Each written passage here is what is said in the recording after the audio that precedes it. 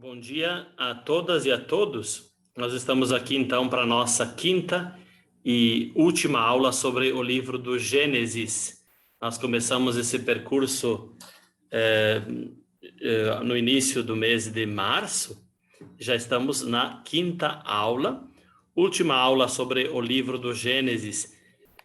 Essas aulas que procuram oferecer uma chave de leitura para todos nós, para que nós possamos ler com mais proveito o livro do Gênesis e também utilizá-lo com mais proveito na nossa pastoral, na nossa vida, na nossa espiritualidade, na nossa ética, na nossa consideração das pessoas, visto que esse tema da pessoa humana é muito forte no livro do Gênesis.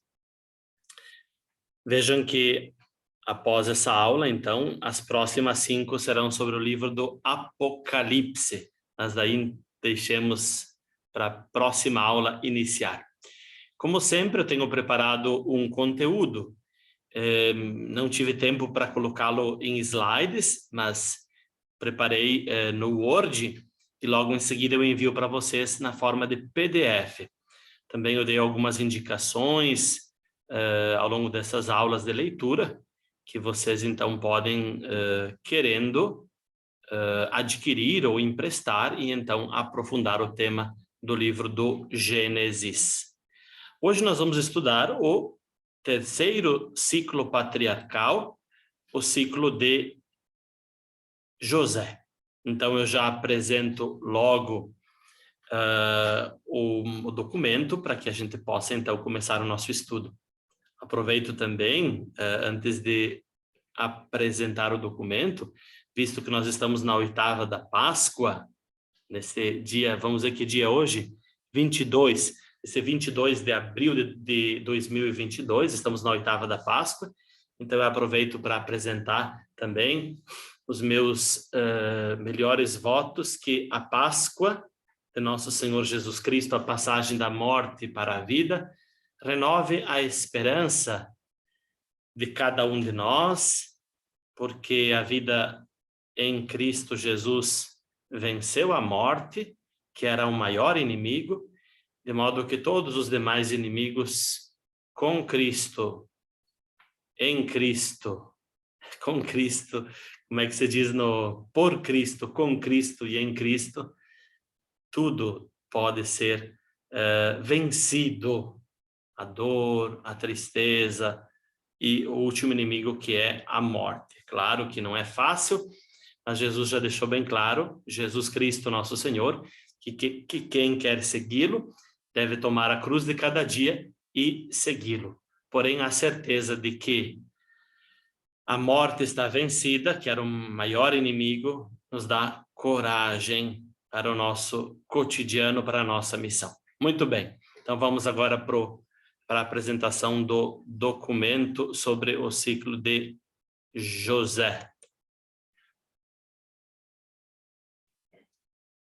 Vamos encontrando aqui, apresentar o nosso tema da aula de hoje.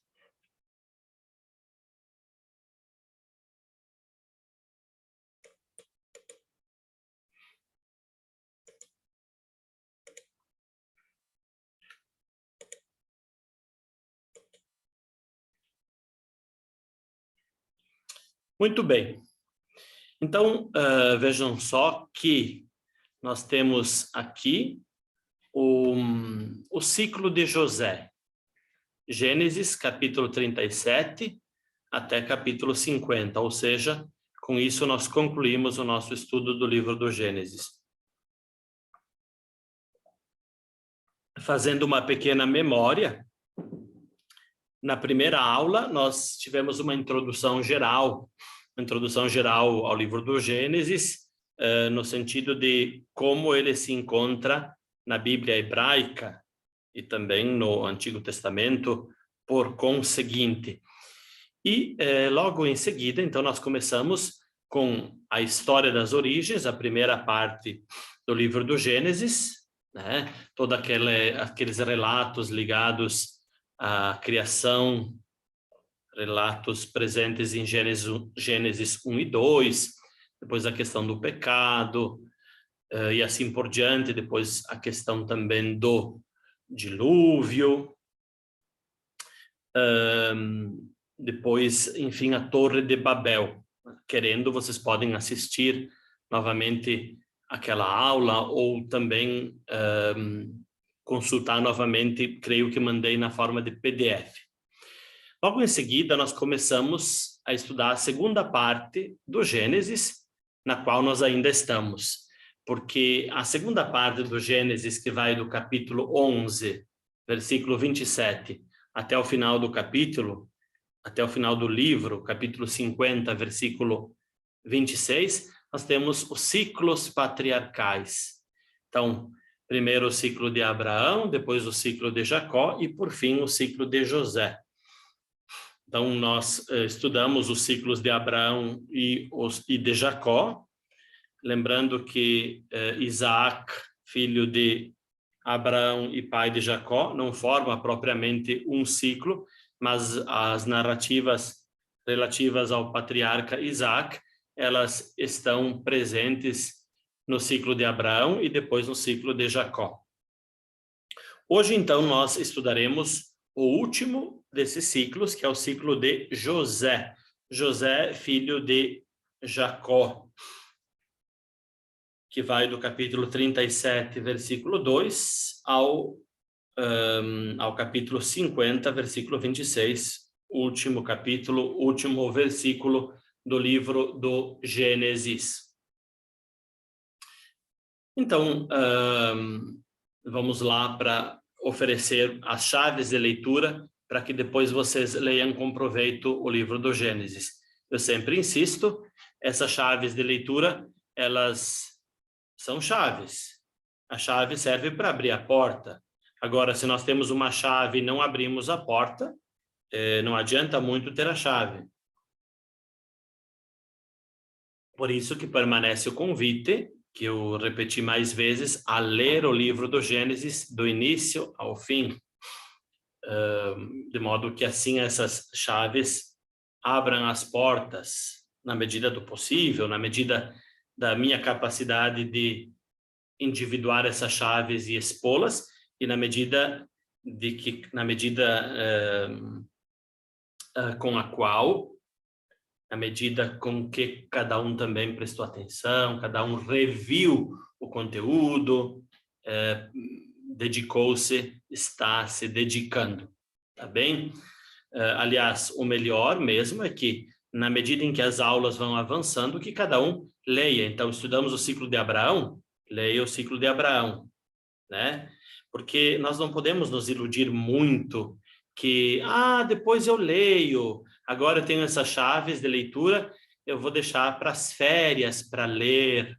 Não esqueçam que Jesus disse que cada dia tem o seu peso, né? Quando chegar as férias, quando chegar o tempo das férias, já eu e você teremos outros pesos e não conseguiremos dar o peso, não conseguiremos dar o tempo adequado, por exemplo, para a leitura do Gênesis e agora o nosso segundo estudo para o livro do Apocalipse. Então, coragem, amigos e amigas. Vamos continuando então. Vejamos agora a estrutura geral do ciclo de José. Então, vejam só. Esse ciclo, ele tem, digamos, duas grandes partes. A primeira a primeira menor e a segunda que, então, toma grande parte do livro do ciclo.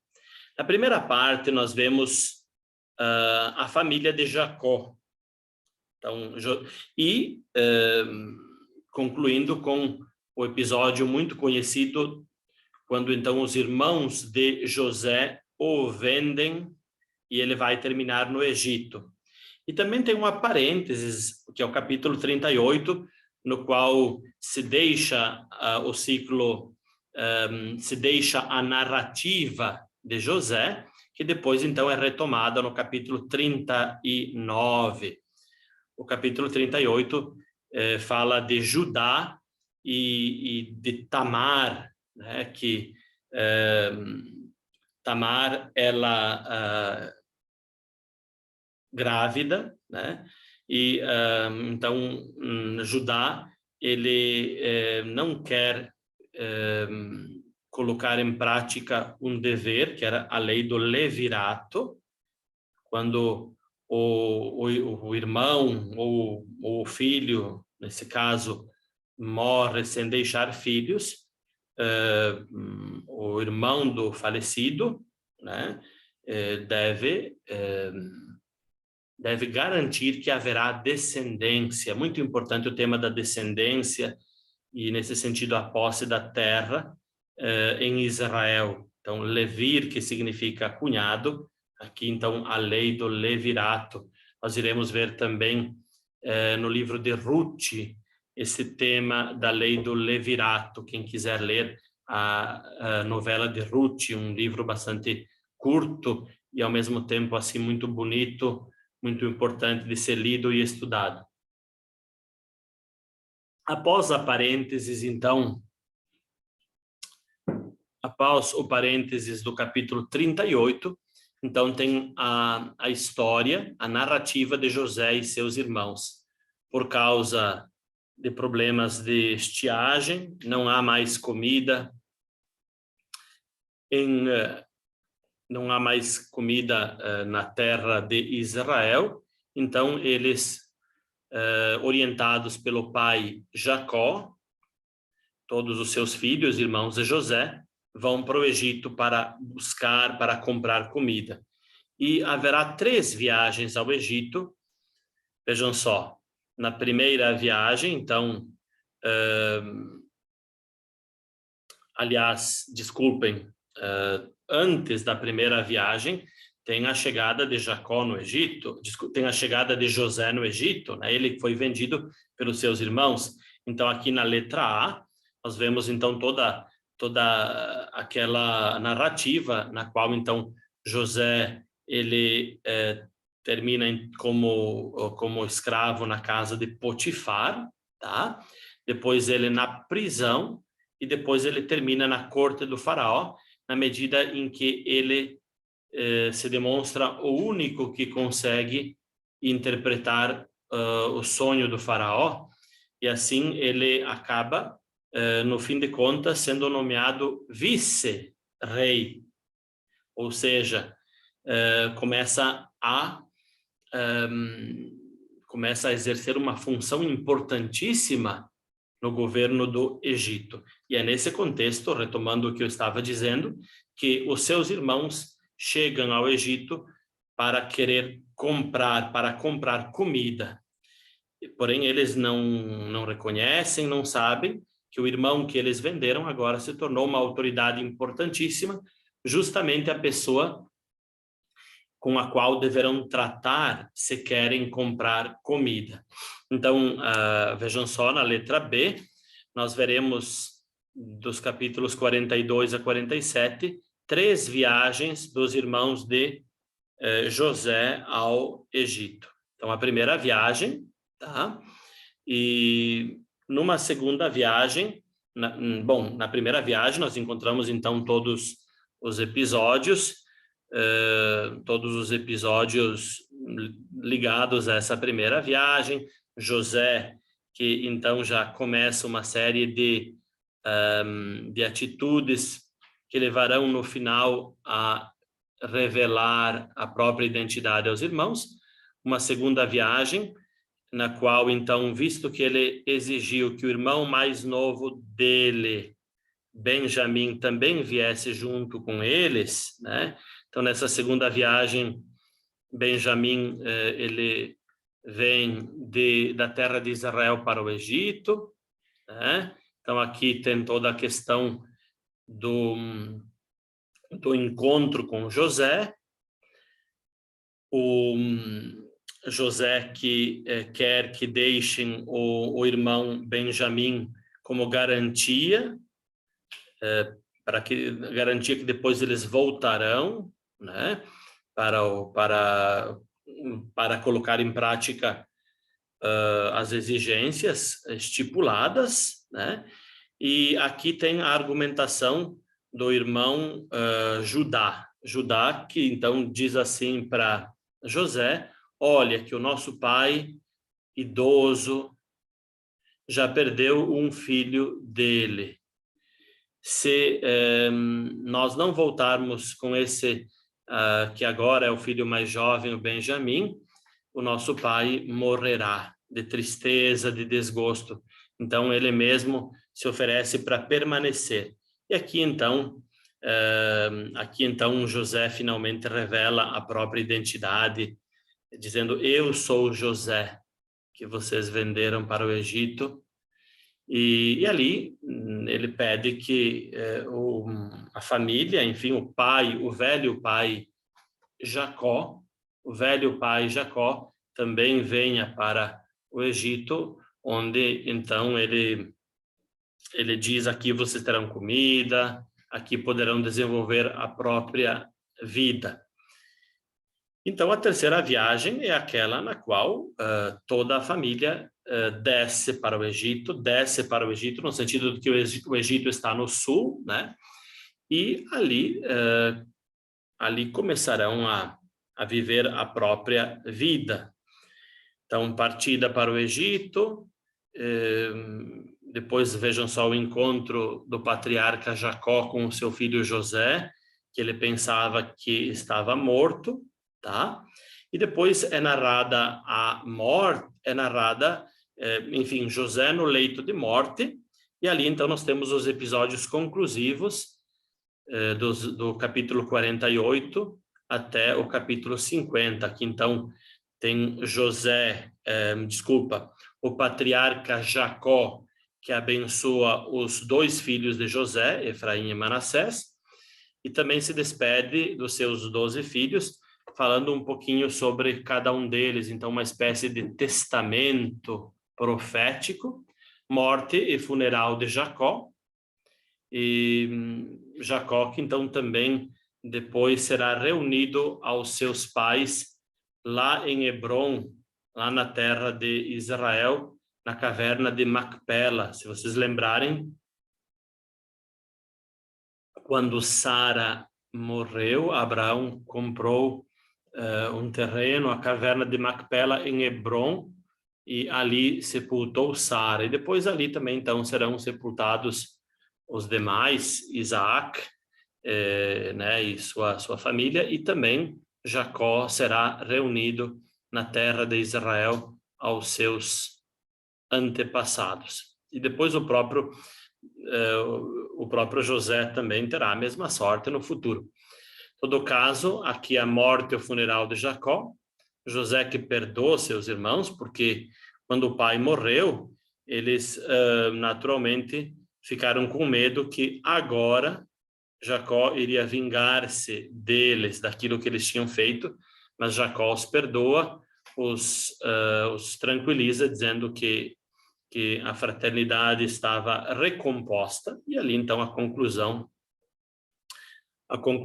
do livro do Gênesis e a conclusão do ciclo de Jacó.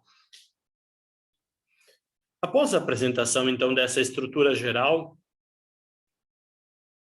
passemos às famosas chaves de leitura desse ciclo aqui. Então, características gerais do ciclo de José, obviamente. Comparando no início o ciclo de José com os ciclos de Abraão e Jacó, comparando esse ciclo com os dois anteriores. Então, vejam só. O ciclo de Jacó, ele se distingue, se diferencia dos outros dois ciclos patriarcais, a saber, o ciclo de Abraão e o ciclo de Isaac, por diferentes razões. Então, vejam só. Primeiro, as promessas de Deus não aparecem mais. Nós vemos, então, aquela promessa de que Deus abençoaria, tornaria a descendência numerosa como as estrelas do céu, a areia do mar. e que lhes daria também a posse da terra, essa promessa que é tão forte, tão presente nos ciclos de Abraão e no ciclo de Jacó. Lembramos que justamente quando Deus faz aliança, quando Javé faz aliança com Abraão, justamente essa é a grande promessa, e Abraão acreditou e partiu. Abraão acreditou e partiu. Toda a grande viagem, a grande emigração que começa lá em Ur dos Caldeus, na Mesopotâmia, quando então Abraão e família partem, estando vivo ainda o pai de Abraão, Terah, depois a estadia em Harã, na Mesopotâmia ainda, mas no norte da Síria, e depois então Abraão que chega em Canaã e assim por diante. Muito bem, as promessas de Deus, elas não aparecem mais, não são mais mencionadas.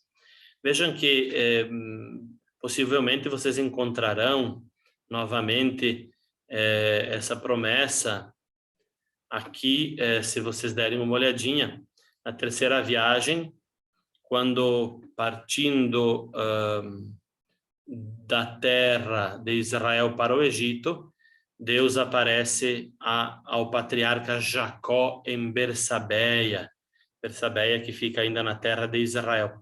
Porém, aqui, pessoal, são episódios que não fazem parte propriamente do ciclo, não faziam parte propriamente do ciclo no seu início.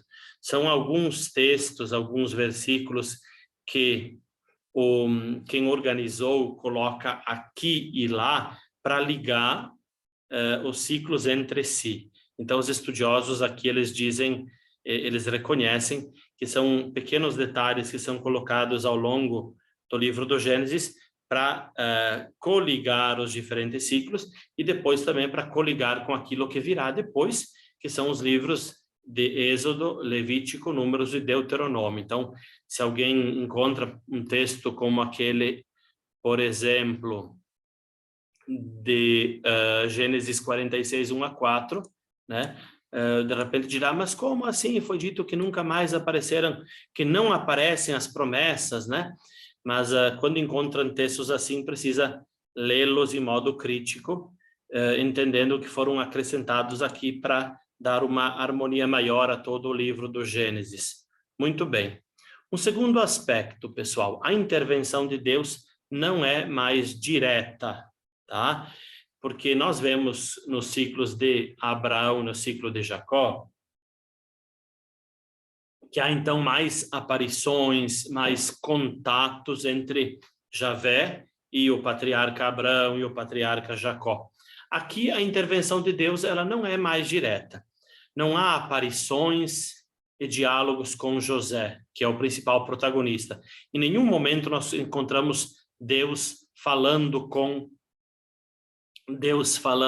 José, assim como ele falara com Abraão e com Jacó, né? E sua ação, a ação de Deus, ela é percebida pelos personagens apenas a posteriori. Vejam só que isso não significa que Deus esteja ausente no desenrolar dos acontecimentos, muito pelo contrário. O leitor entende desde o início que é ele quem guia as ações humanas, mas a sua obra, ela é manifesta apenas pelos próprios acontecimentos, pelas escolhas certas ou erradas dos protagonistas, seus sonhos e suas reflexões, tá? Vejam só, eu vou ler para vocês aqui o livro do Gênesis, capítulo 50, versículo 20, para que a gente possa ter um exemplo disso que eu acabei de dizer. Então, encontremos aqui, quem quiser procurar na própria Bíblia também. Então, capítulo 50, versículo 20. Então, vejam só que naquele episódio no qual, tendo morrido o pai Jacó, os irmãos de José têm medo que agora, então, ele se vingue por aquilo que eles tinham feito, José então os tranquiliza dizendo, versículo 20, vós planejastes fazer o mal contra mim, mas Deus converteu-o em bem. Ele quis fazer com que se cumprisse o que hoje estáis vendo, fazer viver um povo numeroso. Não tenhais medo, portanto, eu vos sustentarei, a vós e a vossos filhinhos. Assim os confortou, falando-lhes ao coração. Aqui vão os versículos de 20 até 21, do capítulo 50 de Gênesis. Então vejam que José faz uma leitura olhando para trás, dizendo, ok, vocês fizeram o mal, mas Deus utilizou deste mal para o bem. A gente diz muitas vezes, do ponto de vista da sabedoria popular, que Deus escreve certo por linhas tortas, que Deus ele se aproveita também do mal para que o bem aconteça. Não que Deus seja responsável pelas escolhas negativas, mas ele, como a gente disse, escreve certo por linhas tortas. Ele muitas vezes utiliza situações negativas para que no final, então, haja um resultado positivo. Claro, sempre na medida em que as pessoas também se abrem para a ação de Deus. Nesse caso aqui, também,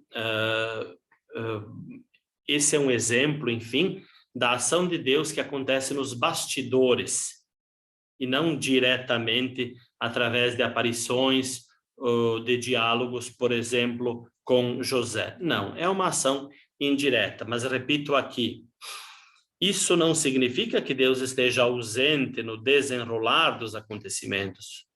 Muito pelo contrário. O leitor entende desde o início que é ele quem guia as ações humanas. Na verdade, pessoal, aqui eu gostaria de fazer um comentário mais sapiencial e de atualização. Na nossa vida também é assim. Quando nós estamos vivendo os episódios, especialmente aqueles episódios que nos fazem sofrer, episódios difíceis, tempos de crise, nesse momento, nós temos muita dificuldade de enxergar, muitas vezes, inclusive, brigamos com Deus, lutamos com Deus, como o patriarca Jacó também lutou com Deus. Muitas vezes até nos revoltamos, nos queixamos.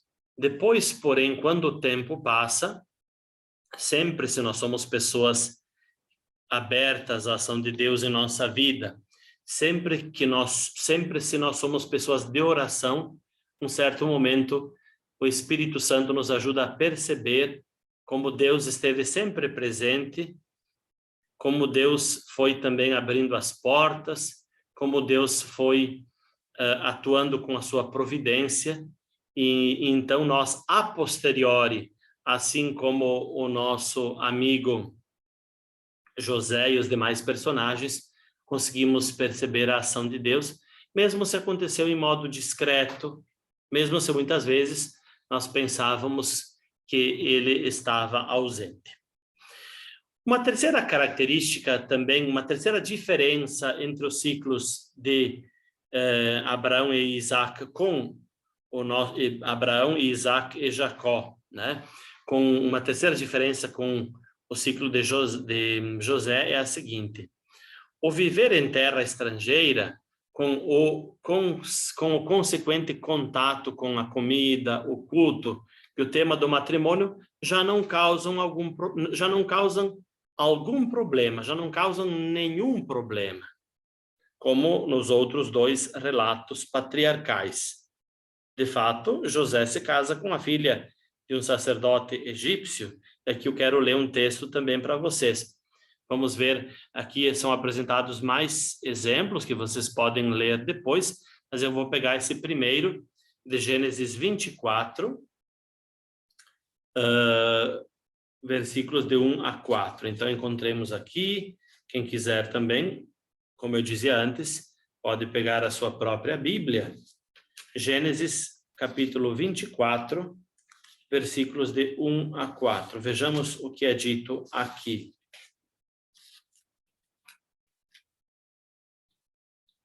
Está em jogo, então, o casamento, encontrar uma noiva para Isaac. Né? Abraão, então, como é que ele procede? Capítulo 24, início. Abraão era já idoso, avançado em anos, e o Senhor o havia abençoado em tudo. Abraão disse ao servo mais antigo de sua casa, que administrava todos os seus bens: põe a mão debaixo de minha coxa, e eu farei jurar pelo Senhor. Eu te farei jurar pelo Senhor, Deus do céu e Deus da terra, que não tomes para meu filho uma mulher dentre as filhas dos cananeus, entre os quais eu estou morando. Pelo contrário, irás à minha terra e à minha parentela, para ali procurar uma mulher para o meu filho Isaac. Vejam só, aqui tem o tema da endogamia, ou seja, o casamento deve ser apenas entre membros da própria família, do próprio clã. E nesse sentido, visto que Abraão está morando entre os cananeus, né, aquela que será no futuro a terra prometida, mas, aliás, é a terra prometida, mas aquela que somente será, então, conquistada muito tempo depois com Josué, né, após toda a travessia, toda a libertação do Egito, o caminho no deserto, guiados por Moisés. Depois, finalmente, nós, na narrativa do livro de Josué, encontramos finalmente a chegada e tomada de posse da terra prometida. Nesse momento, porém, na terra vivem os cananeus, e assim Abraão ele recomenda que o filho Isaac não case com uma estrangeira, mas com uma mulher do seu próprio clã, e assim envia para o seu servo até Harã, e ali então Isaac irá casar-se com Rebeca. E depois nós encontraremos essas mesmas recomendações quando se tratar de Jacó. Não é por nada que Jacó irá até o tio Labão, irmão de sua mãe, né, Rebeca, e ali também irá casar-se com as duas irmãs, primeiro Lia e depois Raquel. Mas nós percebemos, então, que nos ciclos de Abraão e Jacó, esse tema é muito importante, o tema do casar-se apenas dentro do próprio clã. Quando nós vemos que José vai para o Egito e não se fala mais do perigo, do erro, do perigo do casamento com mulheres estrangeiras, quando não há uma crítica ou uma recomendação a não misturar-se com o culto no Egito,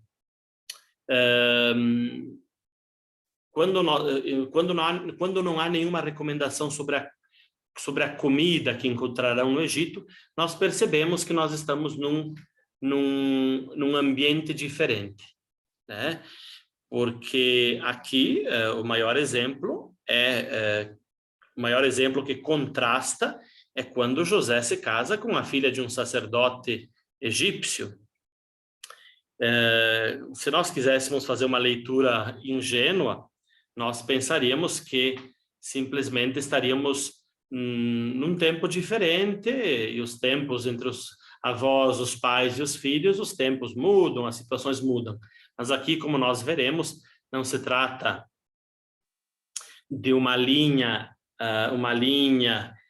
familiar que vai de Abraão, Isaac, Jacó, José, mas se trata de narrativas diferentes que no tempo do pós-exílio foram costuradas e retrabalhadas, e assim nós temos o livro do Gênesis.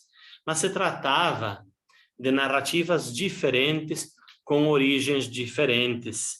Então, espero que ninguém se escandalize, mas não se trata de uma história linear, onde de fato Abraão foi o pai de Isaac, de fato Isaac foi o pai de Jacó, de fato Jacó foi o pai de todos esses filhos, e nesse caso especialmente José.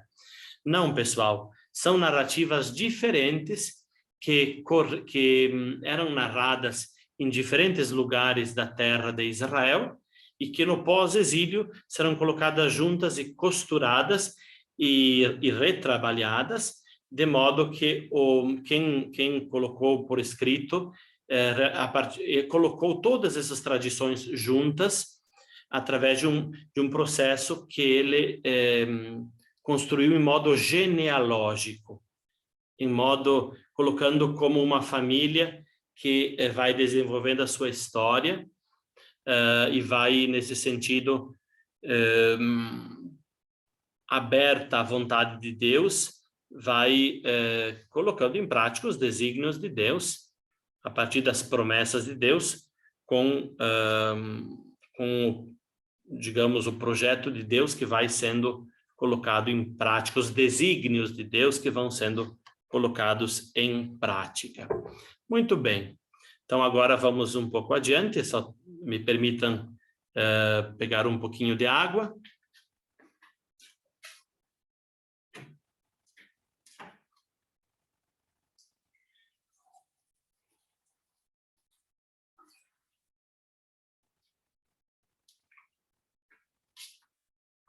Nós encontramos também uma outra diferença entre os ciclos de Abraão e Jacó e o ciclo de José, porém do ponto de vista literário.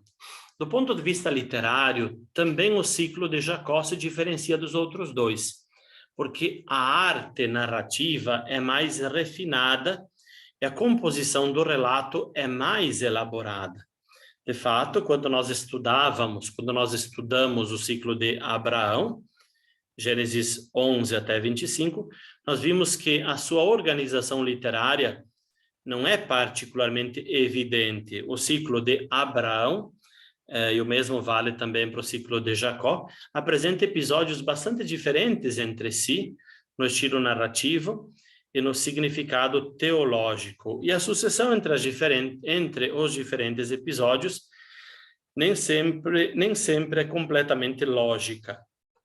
Então, quando nós lemos, por exemplo, o ciclo de Abraão, mas o mesmo vale para Jacó, não é que os episódios são amarrados em um modo literário, não são sempre bem amarrados. A narração não é sempre bem construída em modo contínuo. Certos relatos que nós encontramos nos deixam um pouco perdidos, porque nós dizemos, mas esse relato aqui está aqui, mas a gente não está entendendo muito bem como ele se encaixa na lógica do texto. E também do ponto de vista literário, são narrações bem mais simples, bem mais populares. No ciclo de José, ao contrário, a qualidade literária é superior. Não se trata de uma narração assim tão popular, é uma narração que do ponto de vista literário é superior, e também há uma concatenação, uma ligação entre um episódio e o outro bastante fortes. É uma narrativa de muito mais qualidade literária. Então, aqui de novo, eu volto a sublinhar, pessoal, tratou-se de diferentes tradições que vieram de diferentes lugares da terra de Israel, e nesse caso, essa tradição, ela é uma tradição que veio de pessoas que tinham uma capacidade, tinham uma formação literária superior, né? Mas depois foram colocados juntos esses diferentes ciclos, e aqui a gente com uma leitura mais atenta, nós então conseguimos perceber essas diferenças. As diferenças, as diferenças já sublinhadas, né? Aqui as promessas que não aparecem mais, a intervenção de Deus que não é mais direta, e o fato de que viver em terra estrangeira e devagarzinho também acolher certos costumes também não causa mais problema. E do ponto de vista literário, então, nós percebemos que a qualidade literária do ciclo é uma qualidade superior. Vamos dar mais um passo. Após ter falado das diferenças, vamos dar mais um passo. Por que o ciclo de José está onde está? Eu estou dizendo mais vezes que após o exílio, essas narrativas são costuradas e reelaboradas. Então a pergunta, mas por que o ciclo de Jacó então foi colocado onde está? Vejam o seguinte então. Primeiro, a história de José explica em modo satisfatório a razão pela qual Israel se encontra no Egito no início do relato do Êxodo. Serve assim como uma ponte entre a história dos patriarcas e o Êxodo. Porque vejam só, pessoal, em seguida nós vamos ler. O livro do Êxodo, ele começa desde o início a narração do povo hebreu, né? O povo de Israel que está escravo no Egito, tá? Mas assim, se não houvesse uma transição, nós nos perguntaríamos, mas como é que isso aconteceu? Como é que eles acabaram escravos no Egito? Então aqui o ciclo de José, ele apresenta assim em modo plenamente satisfatório a narrativa que serve de ponte entre os ciclos de Abraão e de Jacó e depois a escravidão do povo hebreu no Egito e toda a libertação que acontecerá, que nós iremos ler então no livro do Êxodo, e depois toda a caminhada no deserto, até que chegarão então à Terra Prometida. Nós iremos ler então depois os livros de aliança entre Deus e o povo através de Moisés, então a questão da lei, desde o livro do Gênesis, desde o livro do Êxodo, a aliança sinaítica, e assim por diante, depois os livros do Levítico, dos Números, e chegando no Deuteronômio, e depois, então, finalmente, não mais no Pentateuco, mas chegando no livro dos Juízes, então a chegada, a tomada de posse da terra prometida. Então, o ciclo, a história, a narrativa de José é uma perfeita ponte entre os outros dois ciclos patriarcais e o livro do Êxodo.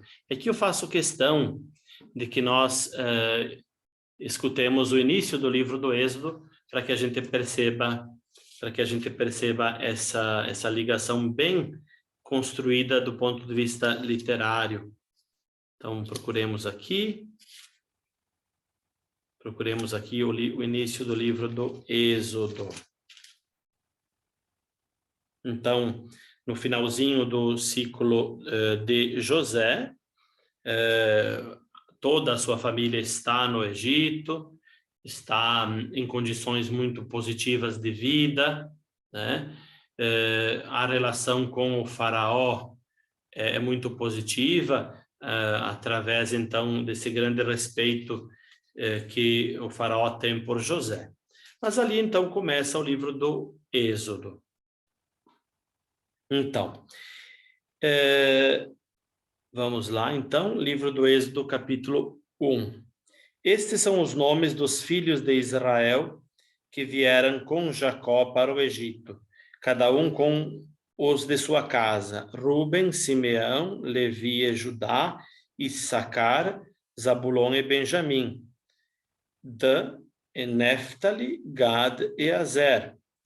Os descendentes de Jacó eram 70 ao todo. José já estava no Egito. Depois morreram José, seus irmãos e toda aquela geração. Os israelitas foram fecundos, proliferaram, multiplicaram-se e tornaram-se cada vez mais poderosos, a ponto de encherem aquela terra. Então, nós chegamos aqui no versículo 7, e agora vamos para o 8. Surgiu, então, no Egito um novo rei, um novo faraó, que não conhecera José. Ele disse a seu povo: o povo dos israelitas se tornou muito numeroso e mais forte que nós. Vamos tomar providências para que não cresçam, pois em caso de guerra poderiam unir-se aos nossos inimigos para combater contra nós e retirar-se da terra. O faraó estabeleceu, pois, feitores para oprimi-los com trabalhos forçados e assim por diante. Tá? Então, nós percebemos que o ciclo de José, ele realiza uma ponte plenamente satisfatória para que nós entendamos por que no livro do Êxodo, o povo de Israel está no Egito, como aconteceu o desenvolvimento, aqui diz que se tornou um povo numeroso, próspero, e ali então a narrativa continua. Na verdade, pessoal, só fazendo um pequeno parênteses, essa técnica de colocar aquilo que aconteceu no final de um livro no início do outro livro é uma técnica literária muito importante, porque ela ajuda a ligar muito bem as duas obras. Um pequeno parênteses: Lucas, quando escreve a história lucana, a obra lucana, nós sabemos que o terceiro evangelho, que é o evangelho segundo Lucas, e os Atos dos Apóstolos pertencem à mesma mão. A gente chama de a obra lucana. Um só livro em dois volumes, né?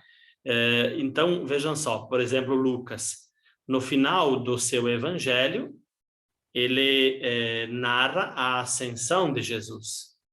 E no início dos Atos, ele narra novamente a ascensão de Jesus, de modo que liga bem os dois episódios, tá? E também, é claro, no início do evangelho, ele diz que envia esse escrito para o caro Teófilo, e depois no início de Atos também ele novamente fala com Teófilo, ou seja, também o segundo volume o está enviando para Teófilo. Mas eu quis sublinhar como também essa mesma técnica que nós encontramos aqui para ligar o Gênesis com o Êxodo também, por exemplo, é utilizada por Lucas na obra lucana, Evangelho segundo Lucas e Atos dos Apóstolos. Voltemos, porém, para o nosso tema. Então, pessoal, se por um lado a história de José ela é uma ponte satisfatória entre o livro do Gênesis e o livro do Êxodo, um segundo aspecto também, quando a gente pergunta por que o ciclo está ali onde está, é que a história de José descreve a vida de um israelita na diáspora, isto é, fora da terra prometida. De fato, após o fim do exílio babilônico, eu estou sempre dizendo para vocês, então, que essas narrativas serão colocadas juntas, formarão o livro do Gênesis após o fim do exílio babilônico. Se fala, se alguém ainda não tem presente, se trata do 538 a.C., quando, após cerca de 50 anos de exílio na Babilônia, a Babilônia de Nabucodonosor, né? Agora, então, o Império da Pérsia vence o Império da Babilônia e o imperador Ciro da Pérsia tem uma nova política e permite que quem dos exilados quiser, possa voltar para Judá, para a sua terra. E a capital de Judá, a cidade principal de Judá, não esqueçam, era Jerusalém. Judá, o antigo reino do sul, reino de Judá, cuja capital, cuja cidade principal era Jerusalém. Então, a volta para Judá, a volta para Jerusalém. Então, aqui, veja só, pessoal, retomo. A história de José descreve a vida de um israelita na diáspora, isto é, fora da terra prometida, tá? De fato, após o fim do exílio babilônico, não foram todos os judeus que voltaram para Judá, Jerusalém. José, assim, é descrito como aquele que se deu bem em terra estrangeira. E de lá, inclusive, está em condições de ajudar os seus que estão na terra de Israel. Em outras palavras, é possível viver bem como israelita também na diáspora. Então, pessoal, vejam só, aqui eu gostaria que vocês prestassem bem atenção.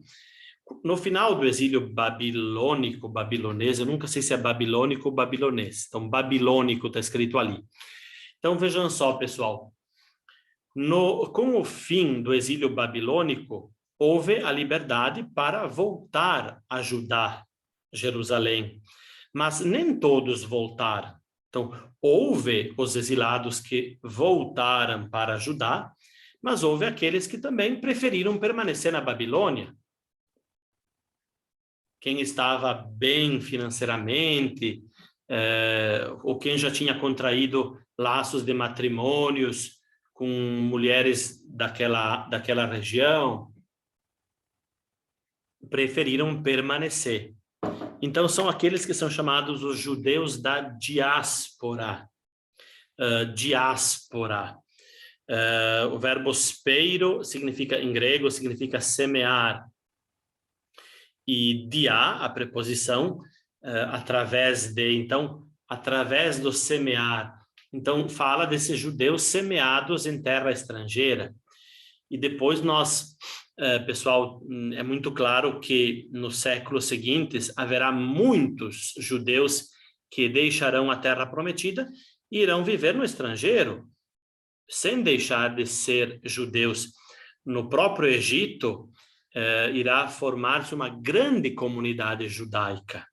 Em Alexandria do Egito, e eu estou falando agora de séculos posteriores, chegando perto do tempo de Jesus, irá formar-se uma grande comunidade judaica. E em todas as cidades, depois falando já do tempo do Império Romano, mas também antes, em todas as cidades do Império haverá comunidades judaicas. É só lembrar, quando chegar o tempo do apóstolo Paulo, como ele, chegando em cidades da Ásia, da Grécia, na própria Roma, ele encontrará comunidades judaicas. Todos esses judeus que vivem ainda hoje também fora da terra de Israel são chamados os judeus da diáspora. Então, vejam só, na verdade aqui, José é um judeu da diáspora, tá?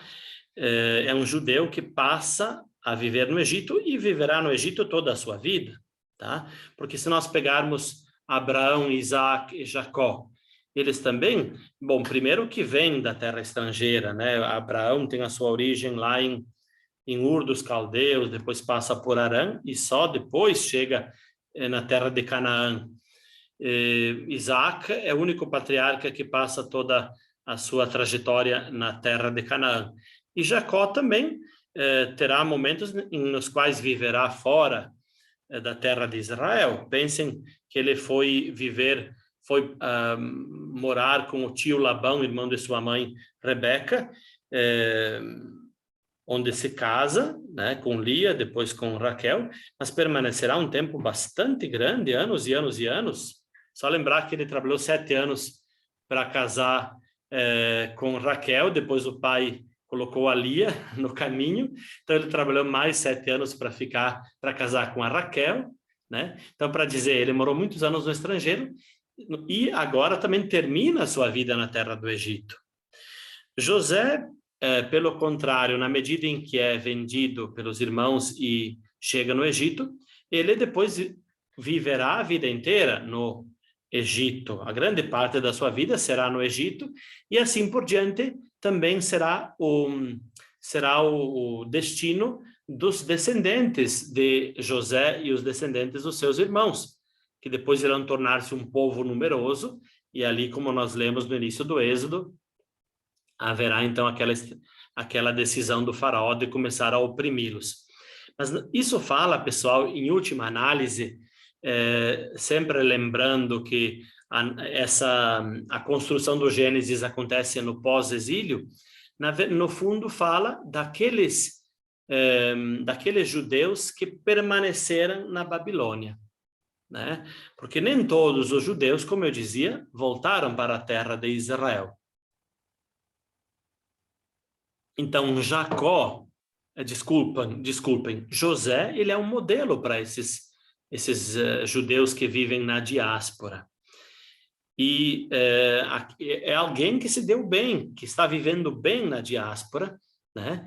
Então, a grande lição, a grande mensagem, é possível morar fora da terra de Israel e viver e prosperar, mas, sobretudo, ser fiel à própria fé. E aqui eu quero fazer um parênteses também. Eu sou missionário escalabriniano, missionário para os migrantes.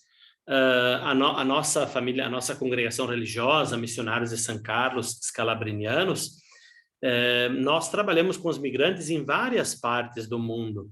E a experiência é que a grande parte das emigrações acontece porque há grandes dificuldades na própria terra de origem, financeira, porque não há trabalho, ou então por questões de perseguição política, ou por problemas de catástrofes naturais, secas, enchentes, por questão de guerra. Vejam quantos e quantos ucranianos estão deixando a Ucrânia. Mas mesmo os antepassados de muitos brasileiros, que são, por exemplo, italianos, alemães, vieram porque a situação lá na Europa era de grande pobreza, com toda a Revolução Industrial que aconteceu. Então, precisaram emigrar. Isso aconteceu com os meus bisavós e também avós, né?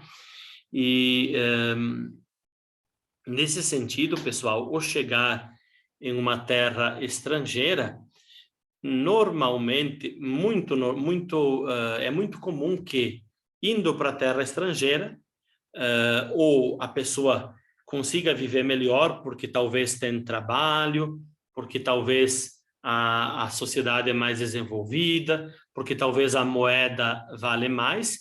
Então, a pessoa envia todo santo mês um dinheirinho para ajudar a família a viver lá na terra de origem, para ajudar a sustentar os pais, para que os pais construam uma casinha.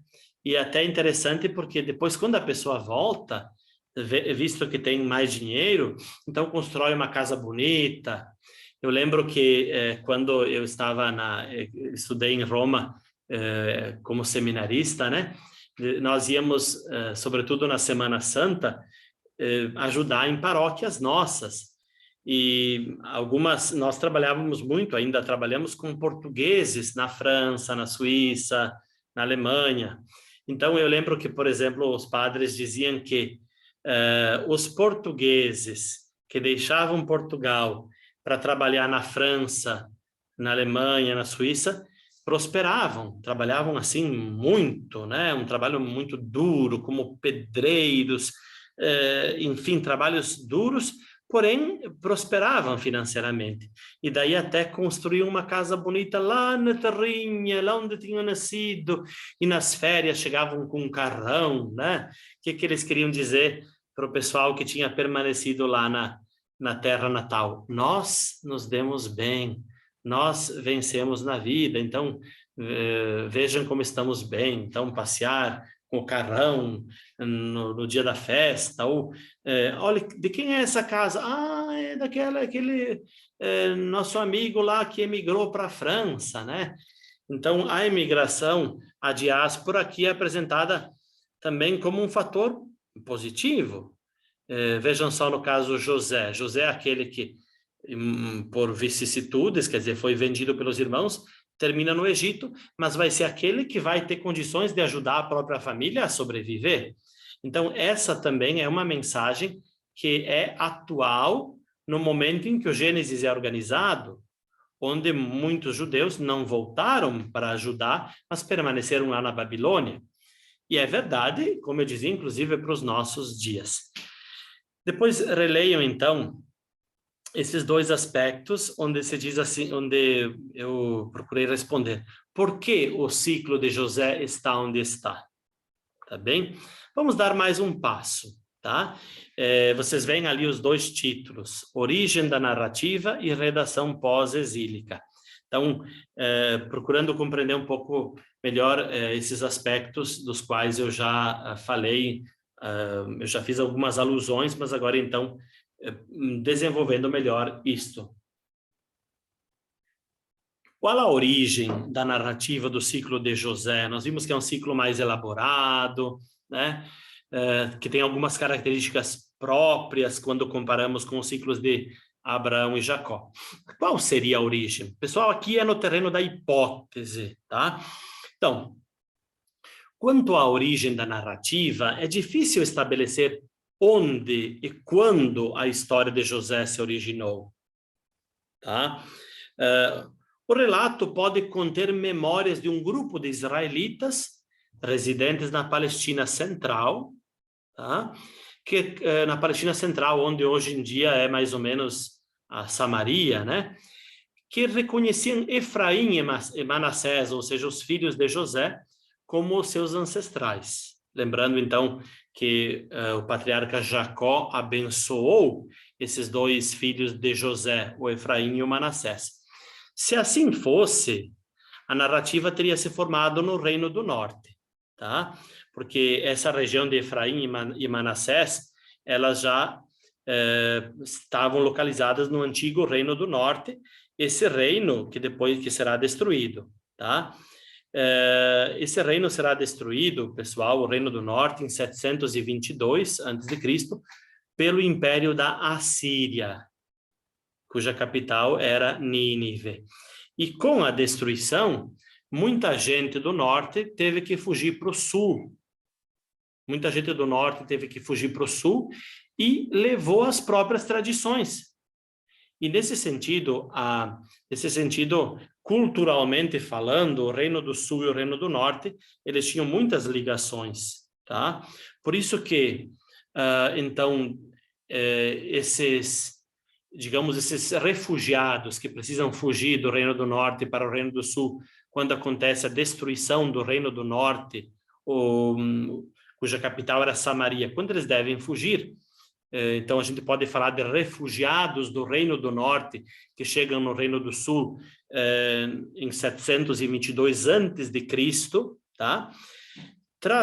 Eles trazem essas tradições, e entre elas estarão também, então, essas tradições que a gente chama agora o ciclo de José. Então, teria sido transmitida no Reino do Sul, isto é, em Judá. No entanto, isso é difícil de provar.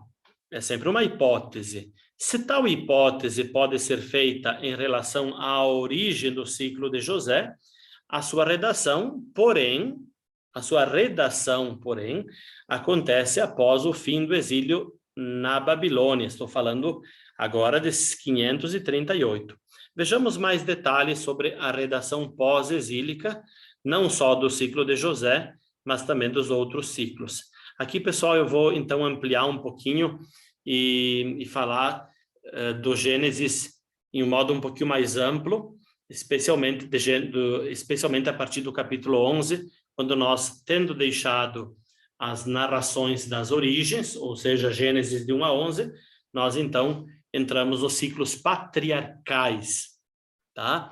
Então vejam só, aqui então um modo um pouco mais amplo. Inúmeras pistas presentes no Gênesis atestam que os relatos patriarcais, como agora se apresentam, originaram-se no contexto do retorno dos judeus à Terra Prometida, após o fim do exílio babilônico, ou seja, após o 538 a.C. Então vejam só, a origem mesopotâmica de Abraão, a gente estudou, né, que a origem de Abraão, né, seria em Ur dos Caldeus. Na verdade, essa origem de Abraão de Ur dos Caldeus, ela está presente apenas em alguns textos que são ali narrados e que os estudiosos entendem que são textos, não são textos antigos, mas são textos que fazem parte do pós-exílico.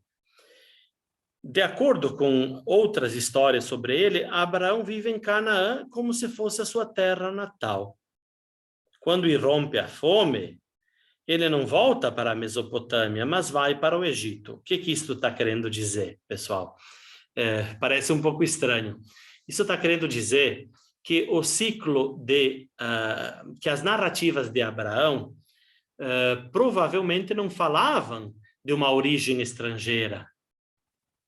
Provavelmente as narrativas ligadas a Abraão são dessa região do sul de Israel, ou, especialmente Hebron, a cidade de Hebron. Mas então por que Abraão é feito partir lá de Ur dos Caldeus e chegar na Terra Prometida? Vejam só a hipótese. Será que isso não fala do caminho dos exilados, dos judaítas que foram exilados na Babilônia, então agora podem voltar? Será que Abraão, no fundo, não é alguém que ilumina os atuais judaítas que estão exilados na Babilônia e agora podem voltar para a Terra Prometida? Então, vejam só, é um detalhe importante que fala sobre a redação pós-exílica. Porém, como nós acabamos de ver, essas narrativas, elas têm uma origem mais antiga, pré-exílica, né? E estavam presentes na cultura popular.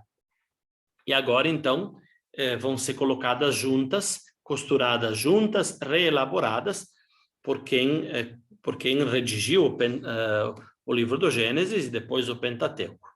Outro aspecto. Quando Jacó é forçado a emigrar para a Mesopotâmia, não para Ur dos Caldeus, mas para o norte, ou seja, Arã, tá?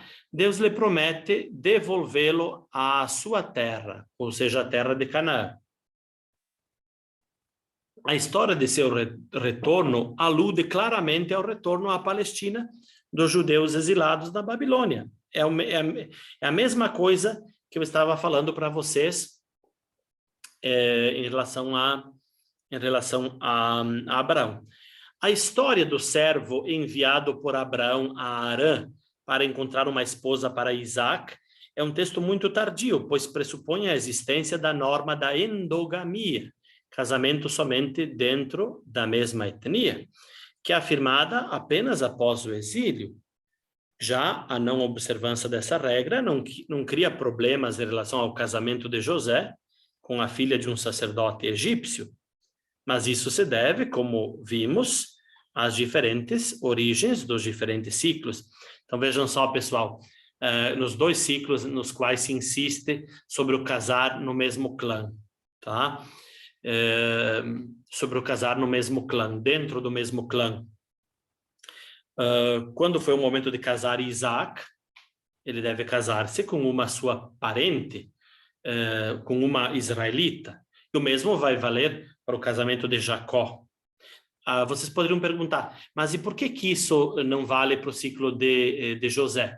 Então, primeiro eu falei das diferentes origens. Porém, vejam que aqui José também se desenvolve num país estrangeiro. Então, o narrador, além da origem do ciclo, também entende que o contexto é diferente. Mas aqui, os ciclos de Abraão e de Jacó, passando pelo patriarca Isaac, eles deixam bem claro para o presente. Nós que voltamos do exílio, para que nós não percamos a nossa identidade. Já não foi fácil manter a identidade judaica, a nossa fé, a nossa identidade, exilados lá na Babilônia. Agora que nós voltamos, nós precisamos permanecer firmes na nossa identidade. Isso se passa ao não nos misturar do ponto de vista de casamento e do ponto de vista da religião com as populações que moram aqui. Então, vendo o exemplo dos patriarcas Abraão, Isaac e Jacó, né? Esse exemplo também ilumina o presente, tá? Então, é um outro aspecto bastante forte quando se fala da redação pós-exílica, a redação pós-exílica do livro do Gênesis, dos diferentes ciclos. Um outro aspecto, a história de José não é mencionada em nenhum documento egípcio. E o conhecimento do Egito que ali é apresentado não é um conhecimento assim de costumes egípcios, é um conhecimento básico, tá? Mas quero sublinhar esse primeiro aspecto, pessoal. Quando os pesquisadores, os arqueólogos, os epigrafistas têm estudado os antigos documentos do Egito, em nenhum lugar se fala de José, tá? Então, é um outro aspecto que fala de uma redação pós-exílica, tá? Ok. A partir dessas e de outras considerações, parece que as histórias sobre os patriarcas são, em grande parte, uma releitura de textos mais antigos, em que a comunidade pós-exílica, ou seja, 538 a.C., viu uma prefiguração e legitimidade de seu retorno desde a Babilônia à terra de Canaã. É, portanto, no contexto do regresso do exílio que se situa a composição das tradições patriarcais, cuja finalidade era certificar que os judeus repatriados tinham o direito de viver em Judá. Ao mesmo tempo, essas histórias baseadas no conceito segundo o qual o progenitor representa todos os seus descendentes, a chamada personalidade corporativa, pretendem fornecer-lhes modelos de vida religiosa para inspirá-los, tá? Então, por um lado, essas narrativas, elas reforçam o direito que os retornados do exílio têm de viver na terra prometida e de construir a própria fé, e nesse sentido a identidade judaica vai se consolidar. E por outro lado, Abraão, Isaac, Jacó, José, nos seus aspectos positivos, eles também servem como exemplo para os atuais membros do povo de Israel e também para aqueles que estão na diáspora, tá? Muito bem, pessoal. Para concluirmos, que eu vejo que o tempo já vai se esgotando, eu quero trazer algo sobre o amadurecimento dos irmãos de José e sobre o amadurecimento de José. Depois eu comento um pouquinho as imagens. Então, vejam só, o amadurecimento. O que os irmãos de José tinham feito? Tinham vendido o irmão para o Egito, porque o pai, ele era o queridinho do papai Jacó. Vejam agora. Na segunda viagem ao Egito, quando se revela a possibilidade de perder Benjamim, ou seja, José estava exigindo que deixassem Benjamim aí como garantia, as palavras não é Judas, é de Judá, tá? As palavras de Judá, né, irmão de José, esboçam o drama em curso para o vice-rei. Quem é esse vice-rei? É o José, tá? Que ele, Judá, não sabe ser José.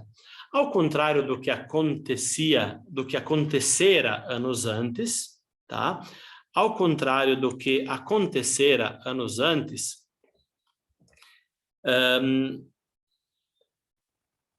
a predileção de Jacó pelo filho mais novo, agora Benjamim, não é mais motivo de ressentimento ou de abandono do próprio irmão.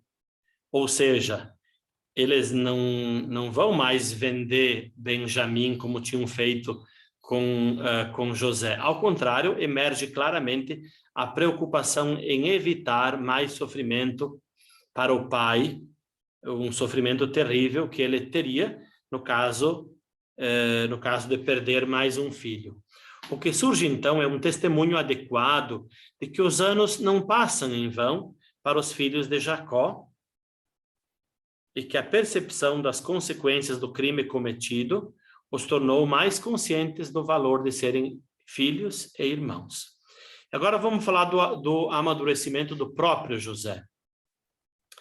As palavras de Judas, não é Judas, repito, mas é Judá. Tá? Judá, filho, um dos filhos de Jacó, irmão de José. As palavras de Judá, além de revelarem a José a transformação ocorrida, obrigam o vice-rei, ou seja, José, a medir-se com os sofrimentos que suas tramas estão causando aos seus irmãos, porque ele manda colocar mais vezes um objeto precioso dentro do saco de trigo que os irmãos estavam levando de volta lá para Canaã, para acusá-los de estarem roubando, né? Então, mas depois ele começa a perceber o sofrimento que isso está causando, né? Aos irmãos e também para o pai idoso, porque quanto mais os irmãos demoram para voltar para a terra, mais o velho pai Jacó sofre. E a construção da narrativa nos permite levantar a hipótese de que José também vivenciou uma transformação, passando da desconfiança, do ressentimento e até talvez um compreensível desejo de vingança em relação aos irmãos, para a percepção do sofrimento vivenciado por sua família. Também para ele, trata-se de não negar a si mesmo a possibilidade de voltar a ser filho e irmão. E aqui eu comento o seguinte, pessoal, que o ciclo de José, ele tem uma mensagem muito importante. É somente pelo perdão que se pode reconstruir a fraternidade. E não estou falando de coisas simples, eu estou falando de coisas dramáticas. Vejam só, José foi vendido pelos irmãos ao Egito, de modo que ele poderia perfeitamente, segundo uma lógica humana, vingar-se. Mas é a partir do perdão que é possível reconstruir os laços fraternos e seguir adiante. A nossa sociedade está profundamente dividida.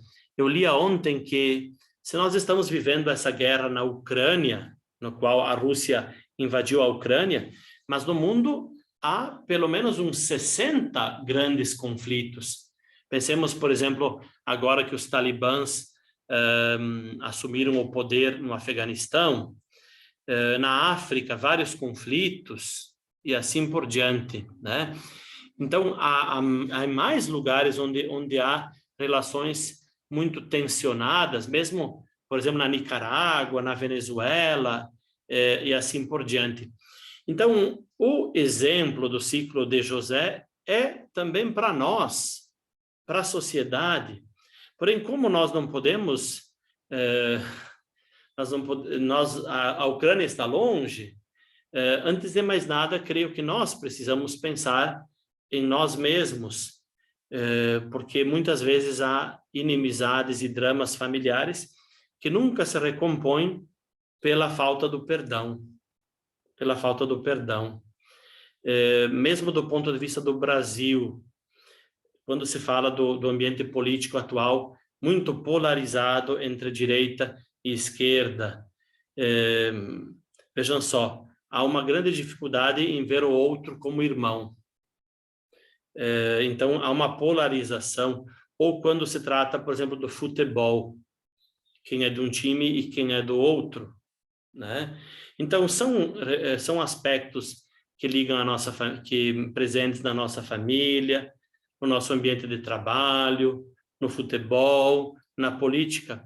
E aqui é uma mensagem, então, que brota do ciclo de José. E como nós estamos aqui nesse curso, não apenas para nos tornarmos mais ilustrados, não só para conhecer melhor, eu creio que esta é uma mensagem também para cada um de nós. Nós fomos colhendo outras mensagens, também estudando o livro das origens, Gênesis 1 a 11, depois estudando o ciclo de Abraão, o ciclo de Jacó, Mas penso que agora, estudando o livro de José, essa mensagem do perdão, da reconciliação que permite reconstruir a própria vida, o tecido familiar, o tecido do ambiente de trabalho, o tecido social em modo geral, eu creio que essa mensagem é importante que ela brote no nosso coração e peçamos a Deus a graça de que ela brote no nosso coração, para que nós tenhamos coragem de dar passos em nossa própria família e também em nossa comunidade, porque nas comunidades paroquiais também muitas vezes há fortes divisões. Aqui eu coloquei a imagem do famoso encontro do Papa Paulo VI com o patriarca de Constantinopla, Atenágoras. Houve no ano de 1054 uma divisão entre a Igreja Católica e a Igreja Ortodoxa, que eram antes uma só igreja, uma excomunhão mútua. Então, ali nós vemos nos anos 60, o Papa Paulo VI e o Patriarca Atenágoras, que depois de 900 anos se abraçam, retiram a excomunhão que tinha sido realizada de uma igreja pela outra. Então, é o abraço dos irmãos Paulo VI, representando Pedro, o patriarca de Constantinopla, Atenágoras, representando André. Então, o grande abraço entre Pedro e André, os dois irmãos. E aqui eu coloquei também uma segunda imagem, na Via Sacra, que aconteceu no Coliseu nesse ano. Numa das estações, o Papa incentivou que a cruz fosse carregada junto por uma ucraniana e uma russa, né? Ambas carregando a cruz, ambas testemunhando a unidade e a fraternidade. É um símbolo que o Papa Francisco quis oferecer. E agora, então, é também a nossa vez, porque nós também, na nossa vida, encontramos muitas vezes fortes divisões. Eu quero agradecer muito, então, pela atenção, pelo interesse de cada um de vocês, e quero agradecer porque, para mim, o precisar